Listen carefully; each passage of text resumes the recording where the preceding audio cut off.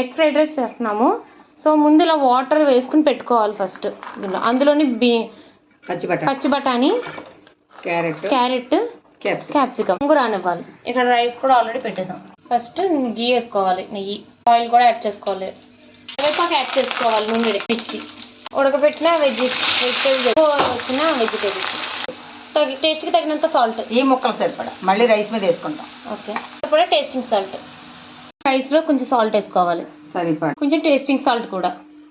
ఉన్న vegetables oil వేసుకుని గుడ్లు కొట్టుకోవాలి. ఇలాగా 5 మెంబర్స్కి 6 ఎగ్స్ తీసుకున్నాం. ఎగ్స్ కూడా వేసి కలిపేసుకోవాలి. ఇంకా మిరియాలు పొడి ఇలా కలుపుకోవాలి. ఇప్పుడు ఎందుకంటే అన్నం విడిపోకుండా నీట్గా కలుస్తుంది. పైకి వేస్తే స్లో కలుపుకోవాలి, మళ్ళీ అన్నం ఇది అవ్వకూడదు. కలుపుకోవాలి కొద్దిగా. మొత్తం అంతా కలిసిపోయేలాగా కింద పైకి కిందకి వేసుకుని కలుపు. Fried rice ready. అలా కొత్తిమీర వేసుకుని లాస్ట్లో